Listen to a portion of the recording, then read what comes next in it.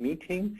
Without further ado, let's please go to my first slide.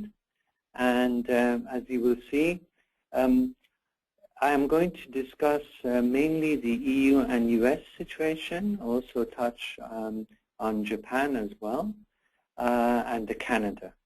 Now, the fact is that biologics is a field which is not very well understood among regulators and among the industry. But since the introduction of biosimilars, this is changing.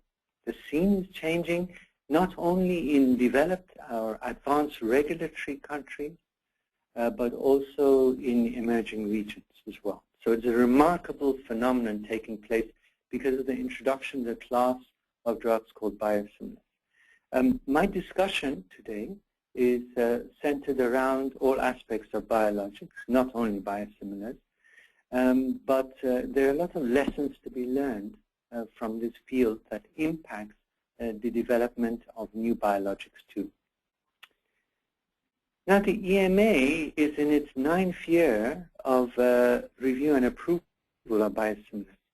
And the FDA is basically paying a catch-up situation, which is very unusual because the European system is based on the FDA experience. So FDA is now testing its regulatory framework for the first time, as you know, with 3 submissions last year. The EU biosimilars experience, as mentioned just now, has had a profound influence on regulators worldwide and led to a new degree of sophistication regarding the development of biotech products.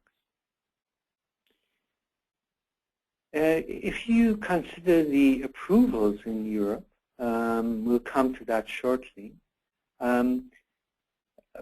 Really, most importantly, the recent ones in 2013, 2014, you will see how an incredible pipeline of new classes of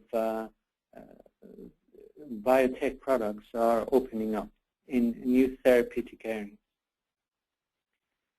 I want to also touch on the Purple Book by the FDA and the very interesting development this year that the FDA, in spite of the fact I felt that the first of the biosimilars drug that they reviewed should be approved, they went to an advisory committee. So a precedent is set with the ad hoc committee of the FDA. And as some of you will know, that committee is constituted of KOLs, key opinion leaders, and it's invoked normally in controversial areas.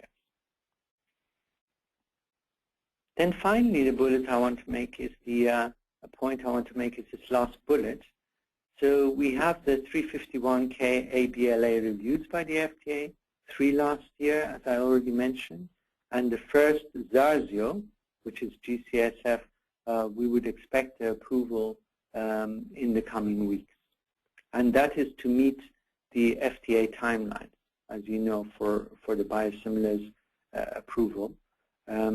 And then I also want to mention that there are 2 pathways, as some of you know, and one is the classical, the Food and Drug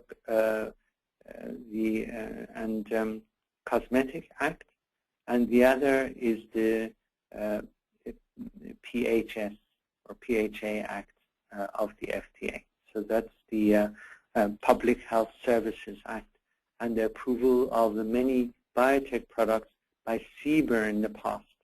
And these ones fall under the ABLA.